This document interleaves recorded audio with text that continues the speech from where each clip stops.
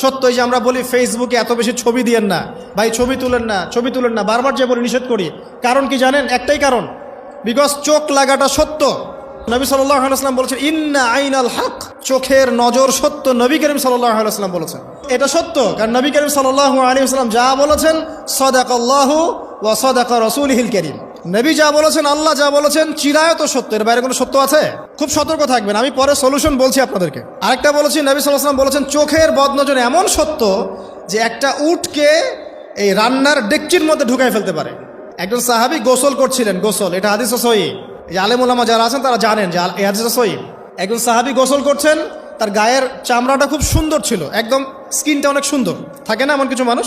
আচ্ছা, এখন আরেকজন সাহাবী এই গোসল দেখছেন দূর থেকে, দেখে বলছেন যে কি চমৎকার তার শরীরের রংটা, যেন কুমারী নারীর মতো, অনেকটা এমন একটা কথা তিনি বলেছিলেন। সাথে সাথে এই সাহাবী অজ্ঞান হয়ে পড়ে গেছে।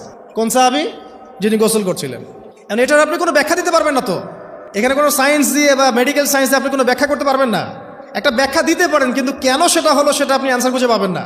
তো নবী সাল্লাল্লাহু আলাইহি ওয়াসাল্লামের কাছে নিয়ে যাওয়া হলো তাকে। তিনি বললেন যে এই ব্যক্তির ব্যাপারে কি কেউ ভালো মন্দ কিছু বলেছিল? তখন একজন সাহাবী বলেন, হ্যাঁ, অমুকে বলেছে এর স্কিনটা অনেক সুন্দর, ওকে ডেকে নিয়ে আসো। ওকে ডেকে আনা হলো। ডেকে আনার পর নবীজি তাকে অনেক শাসালেন, তোমরা তোমাদের ভাইদেরকে কি মেরে ফেলতে চাও? তখন এই সাহাবী তো অবাক, আমি আবার কখন মারতে চাইলাম ইয়া রাসূলুল্লাহ, আমি তো মারতে চাই নাই, আমি তো খালি বলেছি যে তার গায়ের রংটা অনেক সুন্দর। তখন তিনি বললেন, কেন তুমি সুবহানাল্লাহ বললে না, কেন তুমি মাশাআল্লাহ বললে না? যখন মাশাআল্লাহ বলবেন, সুবহানাল্লাহ বলবেন, নজরটা লাগবে না।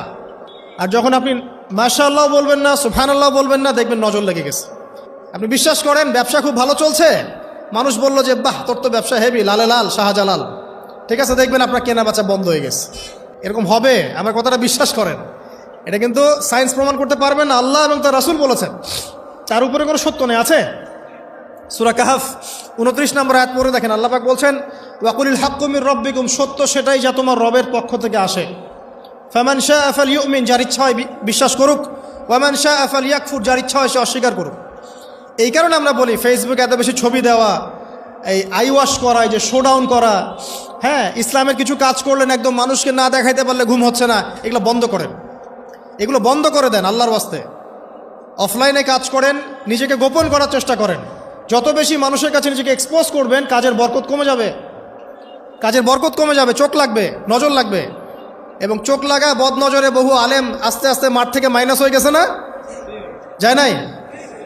এখন কি আলেমদের সংখ্যা বেশি না কম? যত দিন যাবে আলেমের সংখ্যা আরও কমে যাবে। নবীজি বলেছেন আলেমদের সংখ্যা কমতে থাকবে, মানুষ জাহেলদেরকে আলেম বানিয়ে